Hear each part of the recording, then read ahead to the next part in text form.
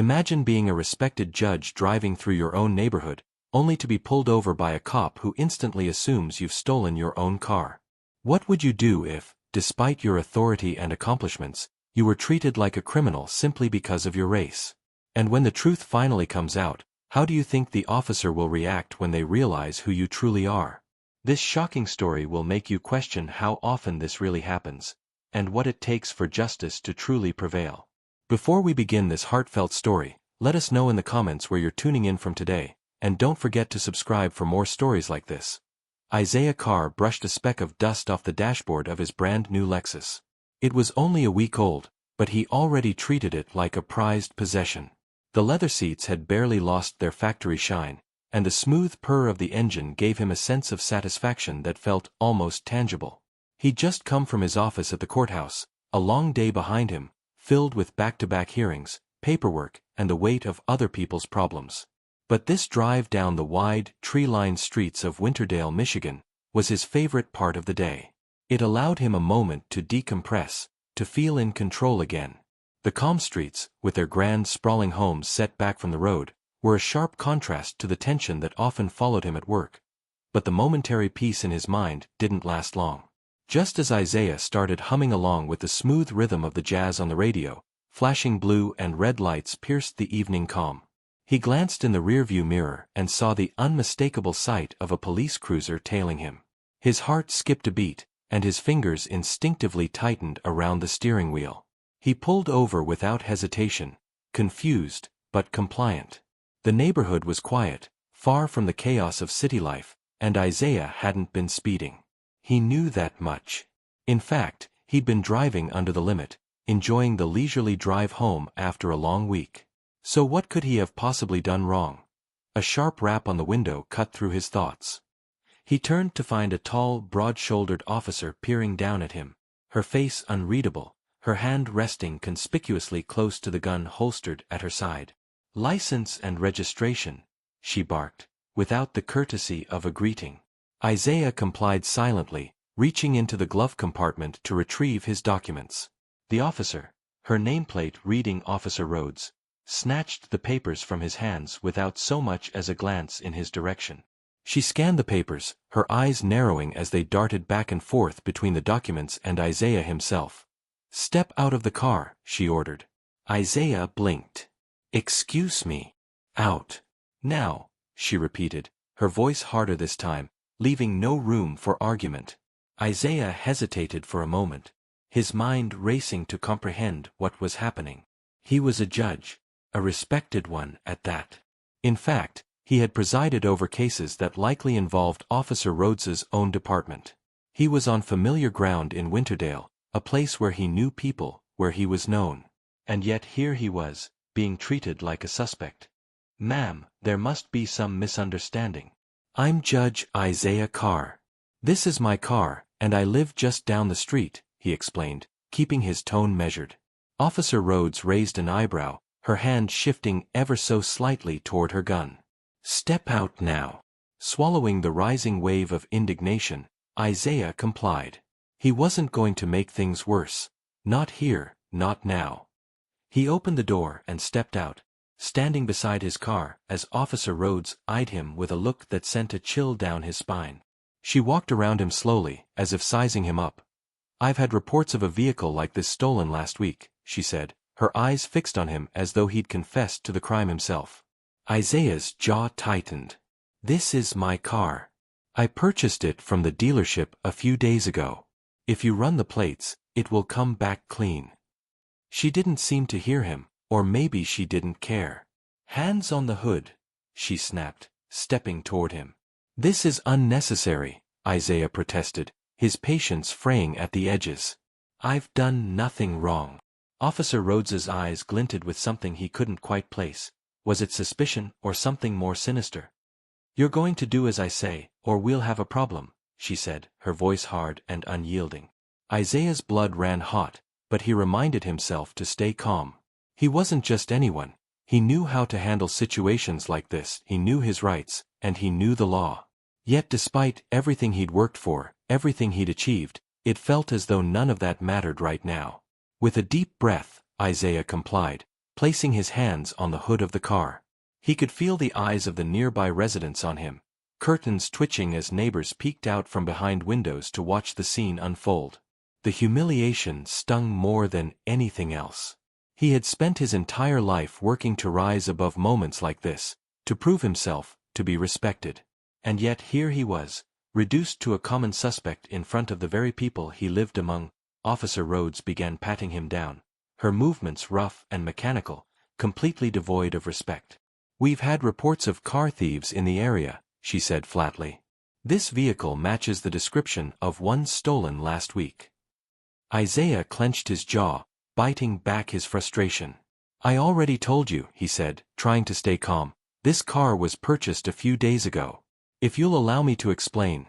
"Save it for the station," she cut him off, reaching for her handcuffs. Isaiah's heart pounded in his chest, but he forced himself to keep his voice even.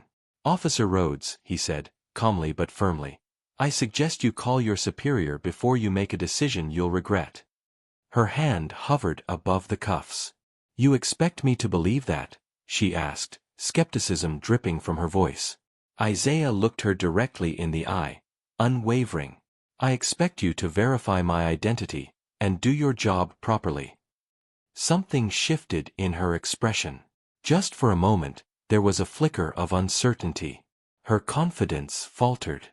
With a frustrated huff, she stepped back and reached for her radio, muttering into it while keeping her gaze fixed on Isaiah. The minutes that followed stretched out like an eternity.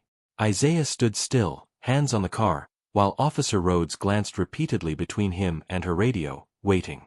The air between them was thick with tension, and Isaiah couldn't shake the feeling of being watched, neighbors still hiding behind their curtains, silently witnessing his public humiliation. Finally, the radio crackled to life. A voice came through. "Rhodes, stand down immediately. Judge Carr is a respected member of the community. I'm on my way." Isaiah slowly straightened, a wave of relief washing over him. But the damage had already been done. His dignity had been bruised, and no amount of apologies could erase what he'd just endured. Officer Rhodes's face flushed with embarrassment as she lowered her radio. She hesitated, then muttered, "I'm sorry, Your Honor. There seems to have been a misunderstanding." Isaiah adjusted his jacket, regaining his composure, though the anger still simmered beneath the surface. "A misunderstanding," he repeated, his voice calm but cutting. "That's what we're calling racial profiling now, officer?" Before she could respond, another police car pulled up. A tall man with graying hair stepped out, Captain Reynolds, head of the local precinct. He approached with urgency in his stride and concern etched into his face. "Judge Carr," he said as he neared, his tone respectful, his expression grave. "I can't begin to apologize enough for this incident. Rest assured, we'll get to the bottom of it." Isaiah nodded, but his thoughts were already racing. This wasn't just about him. Not anymore. It was about the countless others who had been wrongly accused, harassed, profiled. It was about a broken pattern that repeated itself in different neighborhoods, to different faces, over and over again. And now, as he stood there, with Captain Reynolds offering apologies and Officer Rhodes still avoiding his gaze, Isaiah made a decision. "Captain," he said, his voice steady and deliberate, "I'd like to speak with you and Officer Rhodes. Not as a victim, but as someone who believes we can turn this incident into an opportunity for real change." Captain Reynolds looked slightly taken aback, but there was something else in his eyes too, respect. "Of course, Your Honor. Whatever you need." Isaiah nodded, then glanced around at the neighborhood, the quiet street, the manicured lawns, the windows that had just now started to close their curtains again. He had worked too hard, overcome too much, to be reduced to this, to be seen as nothing more than a threat. But he also knew that moments like this, as painful as they were, could become something more. They could be the catalyst, the spark, the start of a conversation that needed to be had. As they walked toward Captain Reynolds's car, Isaiah couldn't help but wonder, could this moment, this humiliation, actually lead to something bigger? Could this be the beginning of real, uncomfortable, necessary change? Little did he know, this was only the beginning of a journey. That moment would challenge everything he thought he knew, about justice, about prejudice, and about the power of one person to make a difference. Isaiah stood in his home later that evening, the familiar comfort of the space offering little relief from the weight pressing down on him. The encounter with Officer Rhodes kept replaying in his mind, every detail sharp, every word echoing like a warning. He knew this wasn't just about a single incident. It wasn't about one mistake or one person, it was something deeper, something systemic. A system he thought he understood, one he had spent his life working within, only now realizing how deeply he was entangled in it. For better or worse. His wife, Denise, entered the room quietly, sensing the storm in his posture before he even said a word. "Isaiah, what's wrong?" she asked gently, placing a hand on his shoulder. She knew him better than anyone, and she could see the tension just beneath his calm. He let out a deep sigh, rubbing his temples, trying to ease the frustration that had been building since the stop. "You won't believe what happened today," he said, his voice heavy. "I was pulled over, accused of stealing my own car." Denise's eyes widened, shocked. "What? You? Here? In Winterdale?" He nodded slowly. "Yeah. By one of our own. Officer Rhodes. Had me out of the car, hands on the hood. The whole humiliating drill. And the worst part? The neighbors were watching. Curtains moving. But nobody came out. Not a word. Not a single person said anything." Denise's concern turned to anger. "Isaiah, this is unacceptable. You're a judge. They know you." "Exactly," Isaiah said, his voice lower now but no less intense. "And it didn't matter. None of it did. In their eyes, I was just another black man driving a nice car in the wrong neighborhood. And if it can happen to me, with everything I've worked for, what does that say about the people who don't have what I have? Who don't have the same protection?" Denise shook her head, clearly frustrated. "This is ridiculous. Something has to change." Isaiah moved to the window, staring out at the quiet street, the neat lawns, the tidy houses. "I talked to the captain afterward," he said. "Suggested a program. Something to help these officers understand what it's like for people like us on the other side of the badge. But it's not enough." Denise stepped closer, her voice softer now. "What are you going to do?" Isaiah turned toward her, jaw tight with resolve. "I'm going to use this. I can't let it go. We've been silent too long. I want to sit down with Rhodes, with the entire precinct, and show them what justice really looks like. Not just for me. For everyone." Denise gave him a small, proud smile, though her eyes still held worry. "I know you will. But be careful. Change doesn't come easy. And it doesn't come fast." Isaiah nodded. He knew that too well. That's why it has to start now. A week later, he found himself standing in front of a room full of officers at the Winterdale Police Department, the air thick with tension, the silence heavy. Officer Rhodes was seated among them, her expression unreadable, caught somewhere between discomfort and defiance. Captain Reynolds stood in the back, arms crossed, watching closely. Isaiah cleared his throat. "I'm not here to lecture anyone," he began, voice steady. "I'm here because something needs to change. Last week, I was pulled over. Not for speeding. Not for breaking the law. But because I was driving a car that apparently looked too nice for someone who looked like me. In a neighborhood where I supposedly didn't belong." The room stayed silent, but Isaiah could feel the unease ripple through it. Some officers shifted. A few glanced at Rhodes, who stared straight ahead, stone-faced. "I've spent my career upholding the law," Isaiah continued. "Day after day in courtrooms, I've watched lives change with a single ruling. And I've worked hard to make sure those decisions are fair.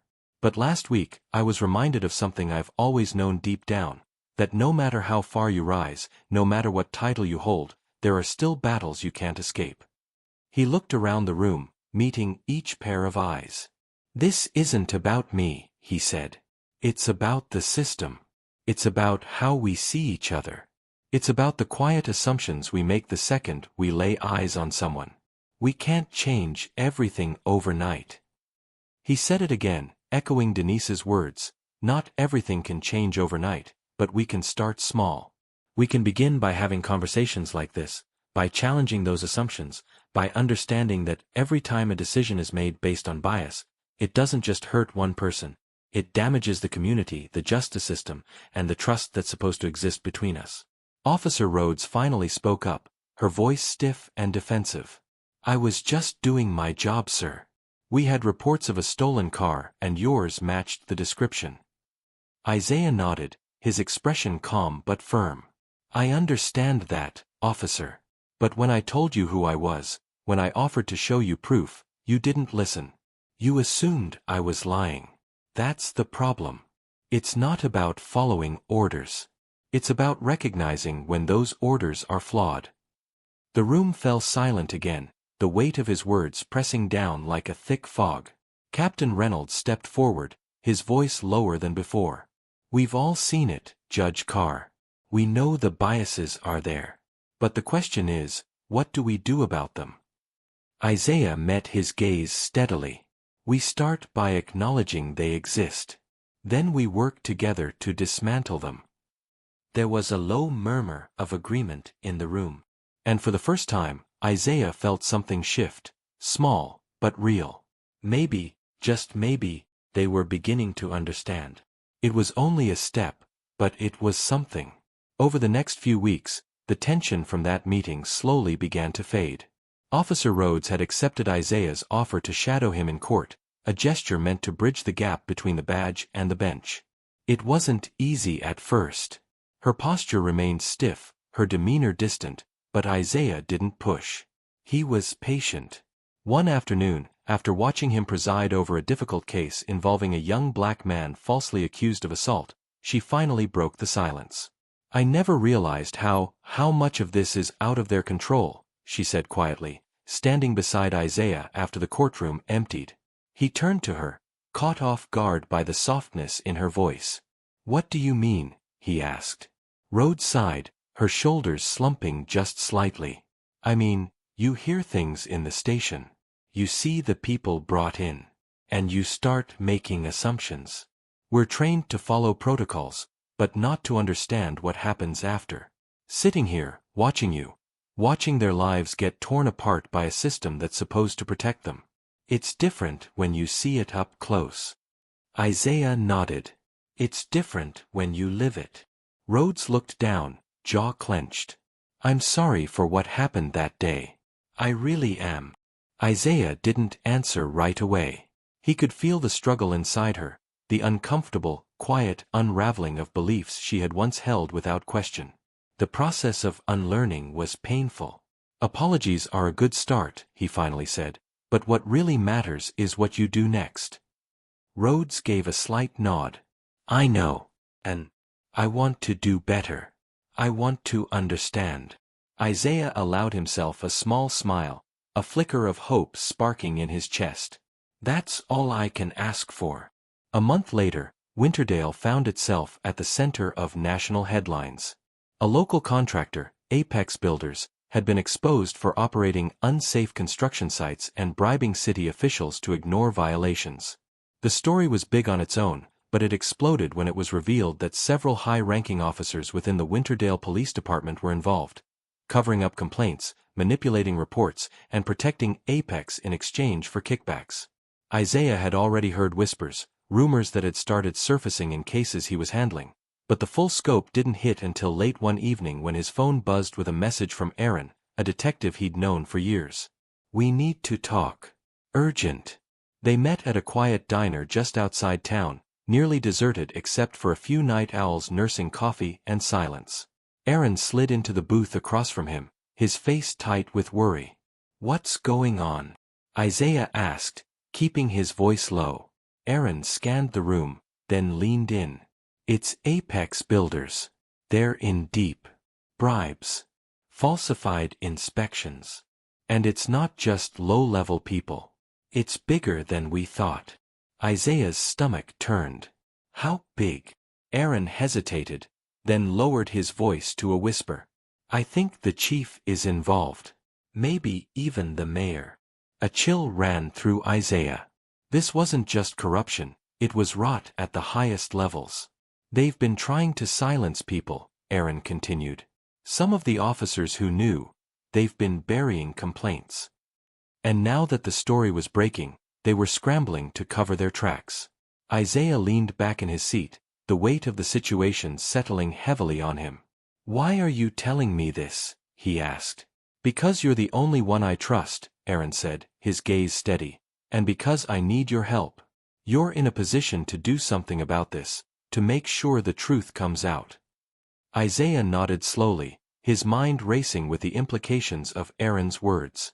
If the corruption ran as deep as Aaron suspected, this wasn't just a local issue, it was a threat to the entire community's trust in its leadership. "All right," Isaiah said finally. "I'll help. But we need to be careful. If they're willing to cover up this much, they won't hesitate to go after anyone who gets in their way." Aaron nodded grimly. "I know. That's why we have to move fast." Over the next few days, Isaiah quietly gathered evidence, reviewing court records and complaints that had been dismissed without cause. The deeper he dug, the more tangled the web became between the police department and Apex Builders. Payments made off the record, secret meetings, falsified reports, all pointing to corruption that threatened anyone who got too close. But it wasn't just money, it was about power, control, and the unchecked authority that allowed those in charge to act without consequence. Late one night, as Isaiah pored over documents in his home office, his phone buzzed again, another message from Aaron. "They know. Be careful." Isaiah's pulse quickened. He'd known this risk all along, that the more he uncovered, the more dangerous it would get, but seeing those words made it all too real. He stared at the message, the warning burning into his mind. He leaned back, the silence of the house pressing in on him. Outside, the wind stirred the branches of the large oak tree in his front yard, its leaves rustling softly, a stark contrast to the storm brewing inside his life. He had to be smart. This wasn't just his reputation anymore. It was his life. The more he uncovered about Apex Builders and the police department, the more perilous things became. Aaron had made it clear, they were running out of time. Now that those in power knew he was digging, Isaiah had no doubt they would try to silence him before he got too close. Glancing at the clock, it was nearing midnight. The house was quiet except for the faint hum of the refrigerator and the occasional creak of settling floorboards. Denise had gone to bed hours ago, but Isaiah was too wired to sleep. His mind raced with the implications of what he'd discovered and the possible consequences heading his way. He needed more evidence, something concrete to blow this whole thing wide open. But he couldn't do it alone. He needed people he could trust, who would stand with him when things got messy. And he knew exactly who to call. The next morning, Isaiah met with Aaron again, this time in a small park on the outskirts of town. The early sun cast long shadows over the crisp grass, the air heavy with the promise of fall. Aaron was already there, pacing by a bench, his brow furrowed. "Thanks for coming," Aaron said, shaking Isaiah's hand as he sat down. "I don't have much time, but we need to talk strategy." Isaiah scanned the park carefully, eyes searching for any sign of unwelcome listeners. "How bad is it?" he asked. "Worse than I thought," Aaron admitted, running a hand through his hair. "I've been keeping my head down, but I've heard enough to know they're onto us. They've been watching me, too. We don't have much time." Isaiah leaned forward, lowering his voice. "We need to get our hands on the internal police records, all documents related to Apex Builders and any communications between involved officers. That's the only way to expose them." Aaron nodded. "I've been working on that. There's a chance I can get into the department's database, but it's risky. If anyone catches wind of what I'm doing, it's over for both of us."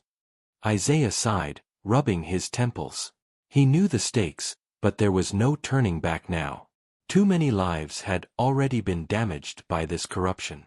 He had to see it through, no matter the cost. "Let's be smart about this," Isaiah said. "We keep our circle small. You, me, and maybe one or two people we trust. We gather all the evidence we can, and once we have it, we go public. The media, the Attorney General's office. Someone outside this town who can't be bought. Aaron nodded again, his eyes hard with determination. I'll get started on it tonight, but we need to be ready for anything, Isaiah. If they find out we're going public, they'll come after us with everything they've got. Isaiah's jaw tightened. I know, but they won't scare us off. That evening, as the sun dipped below the horizon and cast long shadows across the quiet streets of Winterdale, Isaiah sat down with Denise, explaining everything in full detail. She listened intently, her face growing more serious with each passing moment. When he finished, Denise shook her head in disbelief. Isaiah, it's dangerous. These people are powerful. What if they try to hurt you? I can't back down now, Denise, Isaiah replied, his voice steady. If I don't do this, who will? I've seen what these people are capable of. They're ruining lives, and no one is holding them accountable. Denise took a deep breath, her eyes filled with both pride and fear. Just promise me you'll be careful. You have a family, Isaiah. We need you. Isaiah reached for her hand, squeezing it gently. I promise. The following week was a blur of covert meetings, late-night phone calls, and careful planning. Isaiah and Aaron worked tirelessly, gathering as much information as they could without drawing attention to themselves. They combed through old case files, reviewed court documents, and quietly spoke to a few key people who had connections to apex builders. Every new piece of evidence they uncovered painted a clearer picture of the corruption that had infiltrated Winterdale. High-ranking officers in the police department had been receiving kickbacks from apex builders in exchange for ignoring violations and falsifying reports. The company had been cutting corners, endangering the lives of its workers and the community, all while lining the pockets of those who were supposed to protect the town. Isaiah knew they were sitting on a powder keg, and all it would take was one spark to set it off, but he was ready. He had spent his life upholding the law, and now he was about to use that very law to take down the people who had abused it. One evening, Isaiah received a call from Aaron. I've got it, Aaron said, his voice barely above a whisper. The records, everything, payments, emails, phone calls. There's no denying it now. Isaiah felt a surge of adrenaline. Where are you? I'm at the station, Aaron replied. I'm printing everything out now. Meet me at the diner in 30 minutes. Isaiah hung up the phone, his heart racing. This was it. They had what they needed. With this evidence, they could blow the whole thing wide open, expose everyone involved, and bring them to justice. But as he grabbed his keys and headed out the door, a nagging feeling of unease settled in his gut. He couldn't shake the sense that something was about to go wrong. Isaiah arrived at the diner a few minutes early, the dim lights casting long shadows across the empty booths. The waitress behind the counter gave him a nod, recognizing him from his previous visits but otherwise paying him little attention. He sat in a booth near the back, his eyes scanning the parking lot through the large front window. Aaron was supposed to be here by now, but there was no sign of him. Isaiah's phone buzzed, a message from Aaron, on my way, 5 minutes. He tapped his fingers on the table, his nerves on edge. The diner was quiet, almost too quiet. The clock on the wall ticked loudly, each second dragging on longer than the last. 5 minutes passed, then 10. Still no sign of Aaron. Isaiah's phone buzzed again, another message from Aaron, but this one made his blood run cold. They're onto me. Get out before. Before Isaiah could react, the door to the diner swung open, and 2 men in dark suits walked in, their eyes immediately locking onto him. They didn't look like locals, and the way they moved with purpose told Isaiah everything he needed to know. He was in danger. Isaiah stood up, his heart pounding in his chest. The men walked toward him, their expressions unreadable. Judge Carr, one of them said, his voice cold and authoritative. We need to have a word. Isaiah backed away, his mind racing. He knew exactly what they wanted, and he wasn't about to let them silence him.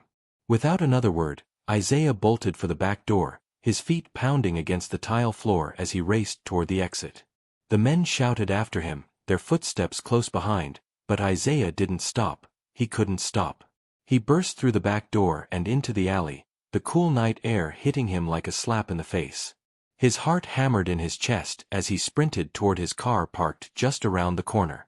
As he reached for the door handle, a hand clamped down on his shoulder, yanking him back. Isaiah spun around, fists clenched, ready to fight, but before he could throw a punch, a familiar voice stopped him cold. "Isaiah, it's me." It was Aaron, his face pale and drenched in sweat. "We've got to go now." Isaiah didn't ask questions. He jumped into the car, and Aaron followed, slamming the door shut behind him. "They know everything," Aaron said, his voice breathless as he glanced nervously out the window. "We've been compromised." Isaiah's hands tightened around the steering wheel. "What do we do now?" Aaron looked at him, his eyes filled with desperation. "We need to go public tonight." Isaiah drove in silence, the city lights blurring past them as they sped toward the one place where they could expose the truth without interference, the local news station. Aaron sat beside him, his breathing ragged as he clutched a folder filled with the evidence they had worked so hard to collect. "This is it," Aaron said quietly, as if trying to convince himself as much as Isaiah. "Once we get this out there, there's no turning back." Isaiah nodded, his jaw set in determination. "I know, but we have no other choice." They arrived at the station just after midnight, the building eerily quiet except for a few late-night employees working the graveyard shift. Isaiah and Aaron made their way inside, flashing their IDs at the security guard who barely glanced at them before waving them through. Once inside, they were directed to the studio where the late-night news broadcast was being prepared. The producer, a sharp-eyed woman named Lisa Chen, greeted them with a raised eyebrow. "What brings a judge and a detective here at this hour?" she asked, her tone skeptical. Isaiah didn't waste time. "We have evidence of widespread corruption in the police department and city government. We need to go on air now." Lisa crossed her arms, clearly not convinced. "Do you have proof?" Aaron handed her the folder, his hands trembling slightly. "Everything's in here, names, dates, payments, it's all there." Lisa flipped through the papers, her eyes widening as she scanned the contents. She glanced up at Isaiah, her expression serious. "You realize what you're asking for, right? Once this airs, it's going to blow up. There'll be consequences. For you, for everyone involved." Isaiah nodded, his voice steady. "We know, but this needs to be done." Lisa Chen studied the folder Aaron had handed her for what felt like an eternity. Isaiah watched her eyes skim over the documents, her face betraying the realization of just how deep this corruption ran. After a few tense moments, she finally closed the folder and looked back at the two men in front of her, the weight of the decision hanging heavy in the air. "All right," she said quietly, nodding. "We'll do it." Isaiah and Aaron exchanged a look of relief, but they knew it was only the beginning. Once this went public, the fallout would be immediate and brutal. Those who had orchestrated the corruption wouldn't go down without a fight, and they would do everything in their power to stop the truth from coming out. Lisa led them into the studio where the late-night news team was preparing for the broadcast. The anchor, a calm-faced man named Jeff Lawson, was sitting at his desk flipping through notes when Lisa approached him. "Jeff, we're going live with this," she said, placing the folder on the desk. "This is bigger than anything we've ever covered before." Jeff looked up at her, his brow furrowing as he opened the folder. He read the first few lines, then looked back up at Isaiah and Aaron, his expression hardening. "This is real?" he asked. "Every word of it," Isaiah said, his voice steady. "And we need to tell the public before it's too late." Jeff took a deep breath and nodded. "All right, we'll get ready." The clock ticked closer to midnight as the team scrambled to prepare for the broadcast. Cameras were adjusted, lights were fixed, and Isaiah and Aaron were ushered into makeup to cover the exhaustion and tension etched into their faces. As the final preparations were made, Isaiah felt a sense of both dread and resolve settle over him. This was the moment they had been building toward, the moment when everything they had worked for would either succeed or crumble. The power that came with the truth felt heavy, but Isaiah knew that it was necessary. He couldn't turn back now. The countdown to the live broadcast began. Isaiah sat next to Aaron under the bright studio lights. Their faces reflected on the monitors scattered around the room, the air thick with tension as the seconds ticked down, and Isaiah could hear his own heartbeat in his ears. Jeff Lawson took his place at the anchor desk, his expression serious as he shuffled his notes. The camera light blinked red, signaling they were about to go live. In 5, 4, 3. The producer's voice counted down. Jeff looked into the camera, his voice calm but filled with gravity. "Good evening, we interrupt your regular programming for a special report." Isaiah felt the weight of the moment pressing down on him. There was no turning back now. This was it. The broadcast began with a brief introduction of Isaiah and Aaron, outlining their roles and credentials. Jeff then turned the floor over to them, his voice steady as he introduced the topic. "Tonight, we bring you a story that will shake the very foundation of this community. Corruption, bribery, and the abuse of power have infiltrated the highest levels of our local government and police department. With me tonight is Judge Isaiah Carr and Detective Aaron Walker, who have uncovered a web of criminal activity that has gone unchecked for years."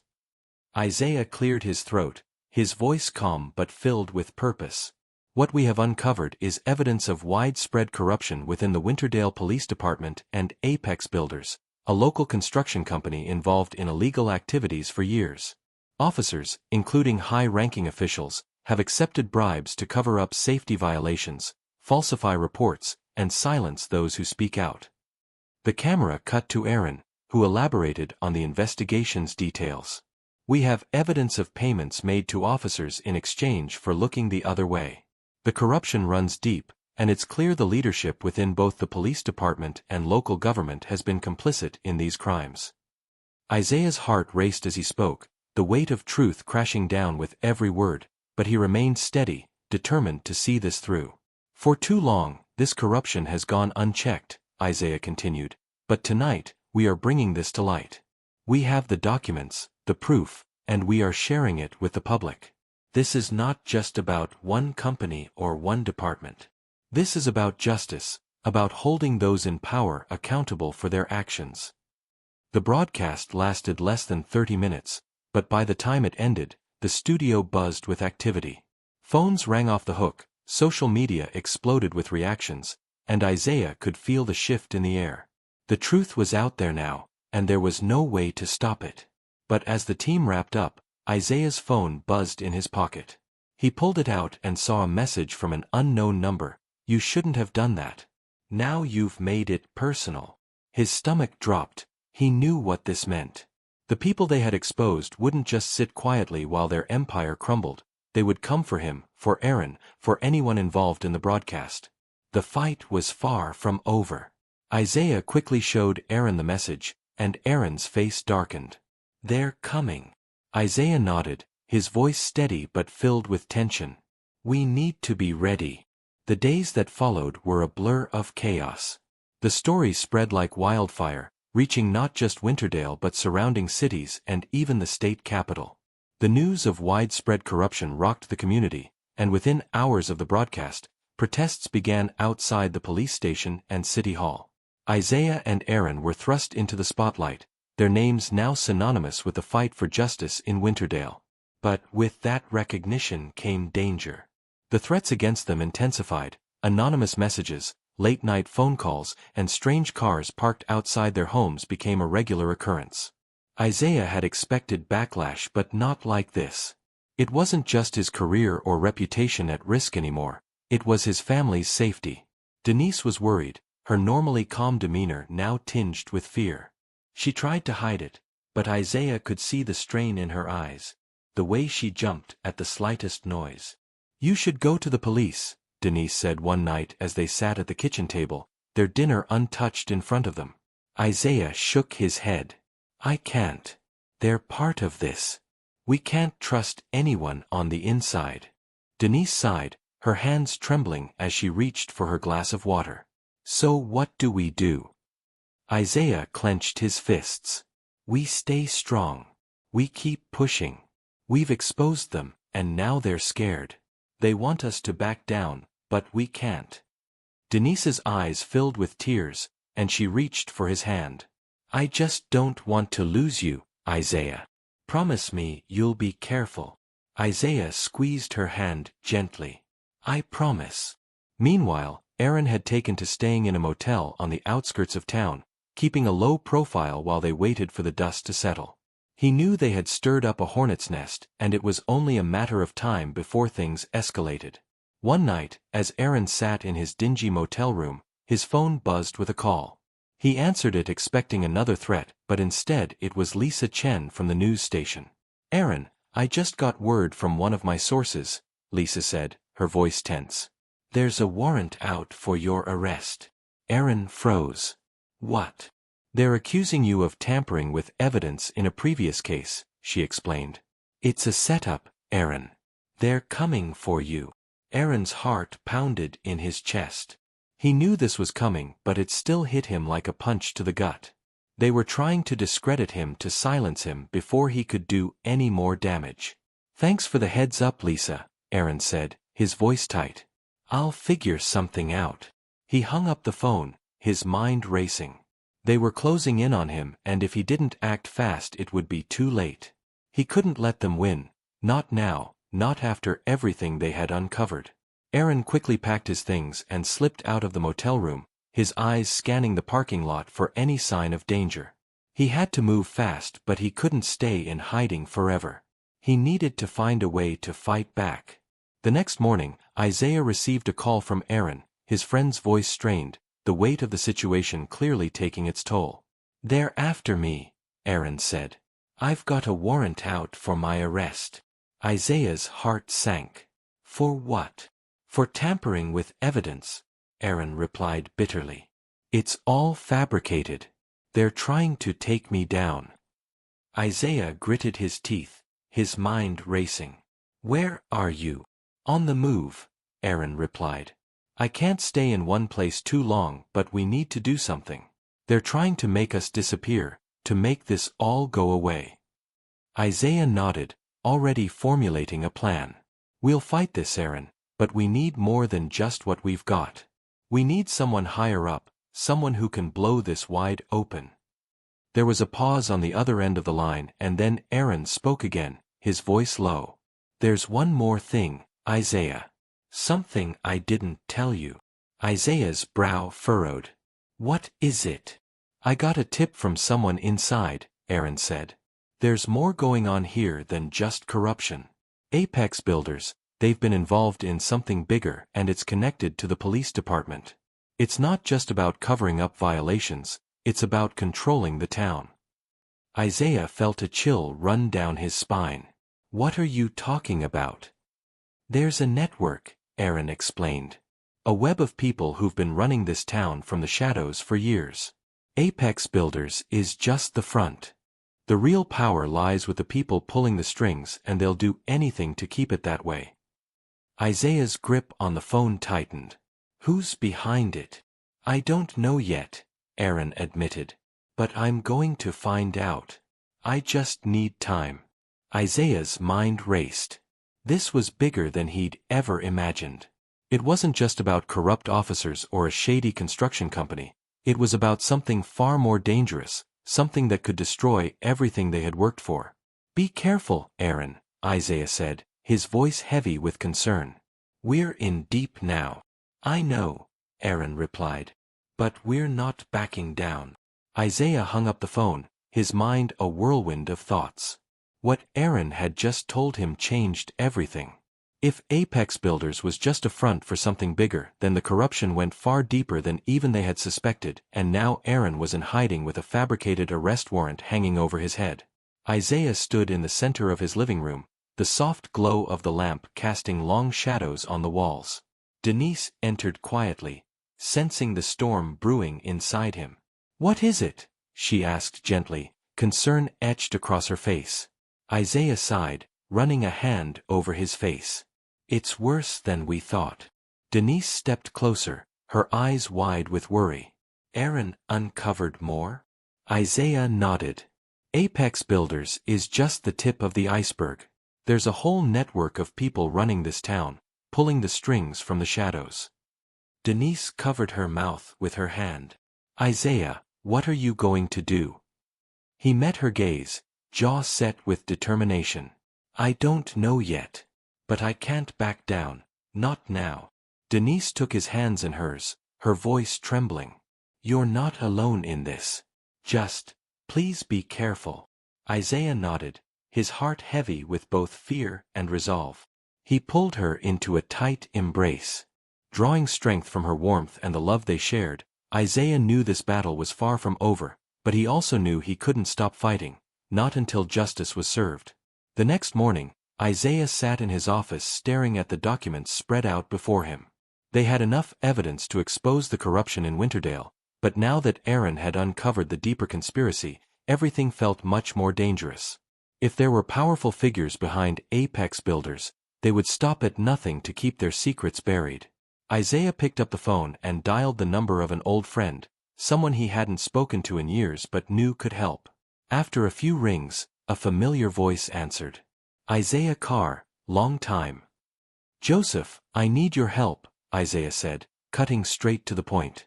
Joseph was an attorney who had worked in the state's Attorney General's office. They had crossed paths several times over the years, but this was different. Isaiah was calling in a favor. Joseph's tone shifted. What's going on? I've uncovered something big. Corruption in the police department, bribes, falsified reports. It's all connected to a local construction company, but it goes deeper. I need someone who can take this to the highest level, someone I can trust. There was a long pause on the other end, then Joseph spoke again, his voice low. You're serious about this? I wouldn't be calling you if I wasn't. All right, Joseph said. Send me what you have. I'll take a look and see what we can do. But Isaiah, be careful, you're playing with fire. Isaiah nodded, knowing full well the risks. I know, but this needs to be done. Days passed, and the tension in Winterdale only grew. Protests outside the police station and City Hall intensified with more people demanding answers. The broadcast had sparked a firestorm, and there was no putting it out. But the threats against Isaiah and Aaron also escalated. Anonymous phone calls, strange cars parked outside their homes, everything felt like a ticking time bomb. Now that Aaron was in hiding, Isaiah felt the weight of the fight on his shoulders. He spent every waking moment reviewing the evidence, working with Joseph to build a case that would expose the full extent of the corruption. But the more he dug, the more dangerous things became. One evening, as Isaiah was leaving the courthouse, a black SUV pulled up beside him. The tinted window rolled down, revealing a man in a suit with a cold, calculating gaze. Judge Carr, the man said smoothly. A word of advice, walk away while you still can. Isaiah's heart pounded in his chest, but he didn't flinch. I'm not walking away. The man smiled, though there was no warmth in it. That's unfortunate. You're making this personal. Isaiah clenched his fists. This is about justice, and I'm not afraid of you. The man's smile faded and his gaze hardened. You should be. Without another word, the window rolled up and the SUV sped off, leaving Isaiah standing alone on the street, his pulse racing. Isaiah knew he couldn't wait any longer. The people behind Apex Builders weren't going to let this go quietly, and now that they had made their threats personal, he needed to act fast. That night, he met with Joseph and Lisa Chen, the news producer who had helped them air the original broadcast. They gathered in a small conference room, poring over the documents and planning their next move. We have everything we need, Joseph said, his voice steady. The evidence is airtight. We'll take this to the state's Attorney General's office tomorrow morning. Once this goes public, there's no going back. Isaiah nodded, the weight of the decision pressing down on him. Let's do it. But just as they were about to leave the room, Isaiah's phone buzzed. It was a message from Aaron. I've got the final piece. Meet me at the old warehouse on 5th Street. Isaiah's stomach twisted. The warehouse on 5th Street was a run-down, abandoned building on the outskirts of town, the last place anyone would want to meet, especially in the middle of the night. He showed the message to Joseph and Lisa, his voice tense. Aaron wants to meet. He says he has the final piece. Joseph frowned. It could be a trap. Isaiah shook his head. No. It's Aaron. I trust him. Lisa nodded, though her expression was tight with concern. Then let's go. But we need to be careful. Isaiah, Joseph, and Lisa arrived at the warehouse just before midnight. The building was dark and looming, its windows shattered and its walls covered in graffiti. The wind howled through the empty streets, adding to the sense of unease that hung in the air. They parked the car a few blocks away and approached the warehouse on foot, their footsteps echoing on the cracked pavement. Isaiah's heart raced as they stepped inside, the darkness swallowing them whole. He scanned the empty space, searching for any sign of Aaron. "Aaron!" he called out, his voice bouncing off the walls. For a moment there was only silence, but then from the shadows a figure emerged. It was Aaron, his face pale and strained, clutching a folder in his hand, his eyes darting around nervously. "I've got it," Aaron said, his voice shaky. "The final piece, the connection between Apex Builders and the police department. It's all here." Isaiah felt a wave of relief wash over him. "Let's see it." But before Aaron could hand over the folder, the sound of footsteps echoed through the warehouse. Isaiah's heart skipped a beat as he turned toward the entrance, his pulse quickening. From the shadows, a group of men appeared. Dark suits, cold expressions, the same men who had threatened Isaiah outside the courthouse. "You should have listened, Judge Carr," one of the men said, his voice low and menacing. Isaiah's heart pounded as he stepped in front of Aaron, shielding him from the men. "You're too late. The truth is already out." The man smiled, though it didn't reach his eyes. "We'll see about that." Before Isaiah could react, one of the men lunged toward Aaron, grabbing the folder from his hands. Aaron struggled, but the men were too strong. They tore the folder from his grasp, scattering the papers across the floor. Isaiah's blood boiled as he rushed forward, but one of the men shoved him back, sending him crashing into a wall. "Enough," the man growled. "You've caused enough trouble." But just as they were about to make their escape, the sound of sirens pierced the air, flashing blue and red lights flooding the warehouse. The men froze. "Drop it!" a voice shouted. It was Lisa, standing in the doorway with a police officer by her side. The men hesitated for a moment, then one by one dropped the folder and raised their hands. Isaiah's heart raced as the police moved in, handcuffing the men and escorting them out of the warehouse. He rushed to Aaron's side, helping him to his feet. "You okay?" Isaiah asked, his voice breathless. Aaron nodded, though his face was pale. "Yeah, thanks." Isaiah glanced at the scattered papers on the floor, relief flooding through him. "We did it." The fallout from the arrests was swift and brutal. The evidence they had uncovered was enough to bring down not just Apex Builders but several high-ranking officials in the Winterdale Police Department and local government. The town was rocked by the scandal, and for the first time in years, people began to see just how deep the corruption had gone. Isaiah and Aaron were hailed as heroes, though neither of them felt particularly heroic. They had done what needed to be done, but the cost had been high. They had put everything on the line, and though justice had been served, the scars would remain.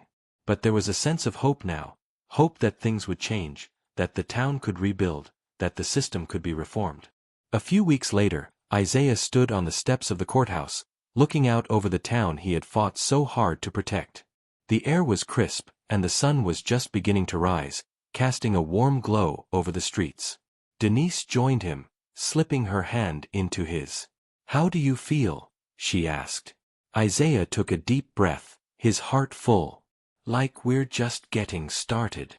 They stood in silence for a moment, the weight of everything they had been through hanging between them, but there was also a sense of peace now, a sense of purpose.